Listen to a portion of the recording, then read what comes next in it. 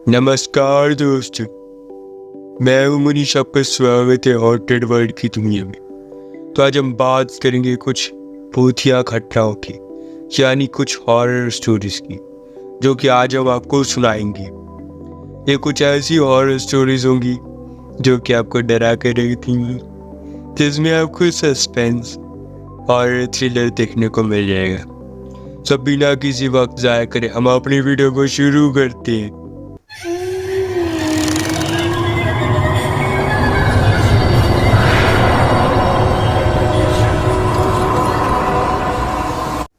हमारी सबसे पहली कहानी, डायन के बदले की आग। महाराष्ट्र राज्य के नांद्रे ग्राम के निटक रायपुर के इलाके में आज भी खून की प्यासी डायन बेसब्री से घूमती है। स्थानीय लोगों का मानना है कि रात में गुजरने वाले लोगों को डायन पहले तो अपने वश में कर लेती है और बाद में इंसान का खून पीकर स्वयं को अमर करती है। वह माना जाता है कि इसके इलाके में डायनों का राज है, जहाँ पर इंसानों का कदम रखना खतरे से खाली नहीं है, और अगर वह अपने आप पर किसी तरह की गलती कर लेता है और नुकसानदायक साबित हो जाता है। अगर आपकी यहाँ यकीन ना हो रहा हो तो आप यहाँ पर आ सकते हैं। किसी भी पेड़ों में किल गाड़ कर खुद ही देख लीजिएगा, लेकिन आप लोगों की मौत से सामना जरूर हो जाएगा। आप लोग भूल कर भी अंधविश्वास या अंतःशुद्ध लग रहा हो तो इस भूतिया गांव की सही दुखद है। इस भूतिया गांव में अभिशाप माना जाता है। यहाँ पर सारे इलाकों में डायनों का बसेरा जमा हुआ है। नांदेड़गढ़ के निकट इस छोटे से गांव में डायनों का पूरा राज्य बसा हुआ है। यहाँ पर ऐसा माना जाता है कि यहाँ पर पहले एक डायन रहती थी, लेकिन डायन ने गांव की लड़कियों की आत्माओं को अपने वश में करके उनको अपने साथ लगाया। आज भी वही लड़कियां इन डायनों के साथ मिलकर खुद को अमर करने के लिए कोशिश करती रहती है।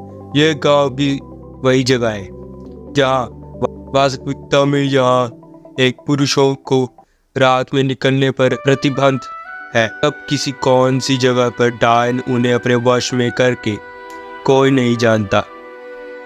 अभी तक यहाँ पर कुल 22, कुल 42, कुल 42 ऐसे मामले आ चुके हैं, जिनमें ज़्यादातर पुरुष ही लापता हो गए हैं, लेकिन उनका अभी तक कोई भी आता पता नहीं चला।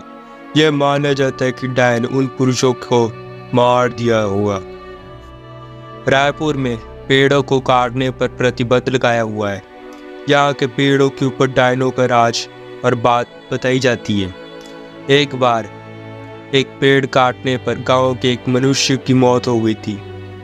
तब से वो माना जाता है कि डायन का पेड़ काटने पर ही उसकी मौत हुई। यहाँ पर एक टूटी हुई हवेली के अंदर एक छोटी सी कोठरी है, जिसमें कोई भी नहीं आता जाता है। माना जाता है कि इस अंधेरी कोठरी में जो भी गया वो वापस आज तो कभी लौट के नहीं है। 16 लोगों की मौत हो गई। गांव प्रशासन ने भी सील कर दिया। डायनों ने अपने वश में करने के लिए यहाँ पर कई तांत्रिकों ने अपनी पूरी शक्ति लगा दी। इस बीच 5-6 तांत्रिकों की भी मौत हो गई, जिसके बाद तांत्रिक भी यहाँ आने से डरने लगे। गांव में हुई अमावस्या और पूर्णमासी की रात को कोई बाहर ना निकले कि ये काफी पुरानी बात है। अब लोग अपने घरों को अच्छे से बंद करके घरों में ही रहते हैं। गांव के कुछ लोग यहाँ पर अनुभव किया है कि अक्सर रास्ते में चलते वक्त उन्हें अजीब व गरीब आवाज़ें सुनाई थी, लेकिन पीछे मुड़ने पर कोई नहीं होता। गांव के रंजीत नाम के एक युवक ने अपनी बाइक पर एक डायन को लिफ्ट तक दे दी थी। काफी लंबा रास्ता तय करने के बाद उसे एहसास हुआ कि मेरे पीछे कोई बैठे हुए है। उसने जब पीछे मुड़कर देखा तो कोई भी नहीं था। रायपुर के लोग ये मानना है कि यहाँ कई साल पहले एक खूबसूरत महिला की यहाँ पर साथ के गांव में कुछ लोगों ने उसका बलात्कार किया था। उसे बंदी बनाकर रख लिया। बाद में उस महिला की बेरहमी से हत्या कर दी। उसके बाद वही डायन बनकर अपना बदला पूरा करती है। अच्छा दोस्तों, हमारी दूसरी कहानी, एक राजा की आत्मा ने भलाई की। आज मैं एक राजा के बारे में बताने चाह रहा हूँ जो भारत देश में हुई थी, जिसे हम कभी सोने की चिड़िया कहते थे। अंग्रेज लोगों ने हमारा सारा सोना भारत से लूटकर अपने देश ले गए, लेकिन अभी भी भारत के कई हिस्सों में प्राचीन समय का बहुत सा खजाना गड़ा हुआ है, जिसे चोरों ने जाने के डर से जमीन में ही गाड़ दिया था, और उसकी मौत के बाद वह सोना चांदी धरती के गर्भ में ही गड़ा हुआ रहता है। ऐसी ही घटना मध्य प्रदेश के डांगड़ जिले के डोइया खेड़ा गांव में हो रही थी, जहां एक आदमी को एक आत्मा ने बताया कि इस हवेली के नीचे सोना चांदी गड़ा हुआ है। तो उसने अपनी सरकार को बताया कि एक राजा की आत्मा ने उसको बताया कि जमीन में गड़ा 10,000 टन सोना रहस्यमय तरीके से मुझे बताया गया, जो आज के सोने के रेट के हिसाब से कीमत 200 अरब रुपए के लगभग होगी। कौन था वो राजा? कहाँ से आया था वो? यह सोना? कैसे मौत हुई उस राजे की? आइए इस सारे बातों पर प्रकाश डालते हैं। और ऐतिहासिक चंद्रकांत तिवारी के अनुसार क्रांतिकारी शूरवीर राजा ने सन 1857 की क्रांति के दौरान अंग्रेजों को जला दिया था। वह कौन था और कब से वह किलों में रहता था, यह किसी को भी स्पष्ट मालूम नहीं था। इतिहासकारों की माने तो 4 जून 1856 में क्रांति में इलिशन मंदिर में छिपाया बाहर अंग्रेजों ने, इसमें जनरल डिलाफोर्स भी मौजूद थे। कहा जाता है कि राजा चंडिका देवी का बहुत बड़ा भक्त थे।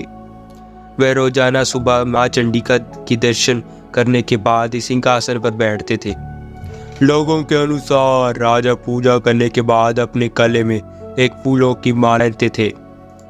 यह वो वजह है कि अंग्रेजों को जिंदा जलाने की सजा के रूप में फांसी की सजा सुनाई गई और उनको फांसी पर लटकाया गया, तो उन्हें कुछ भी नहीं हुआ। इस तरह 3 बार उनको फांसी दी गई, लेकिन राजा मरा ही नहीं, ना उसे कुछ हुआ। तब राजा राम बसंत सिंह ने अपने गले में पड़े फूलों की माला को उतार कर फेंका, यमुना में अपनी होश में लेने की प्रार्थना की। उसके बाद जब अंग्रेजों ने उनको फांसी पर लटकाया, तब प्राण शरीर से निकल गए थे। और को जिस आत्मा ने बताया था वो आत्मा वही होगी। इसके बाद उस आदमी को थोड़ा बहुत रुपया मिला और सारा कुछ। दोस्तों, हम अपनी कहानी को यहीं पर ही ख़त्म करते हैं। अब हम अपनी कहानी को आगे बढ़ाते हुए हम मिलेंगे अगले पार्ट में, जहाँ पर हम आगे की 2 कहानियाँ पूरी करेंगे। तो दोस्तों, तब तक के लिए नमस्कार। अब हम फिर मिलेंगे नए एपिसोड में।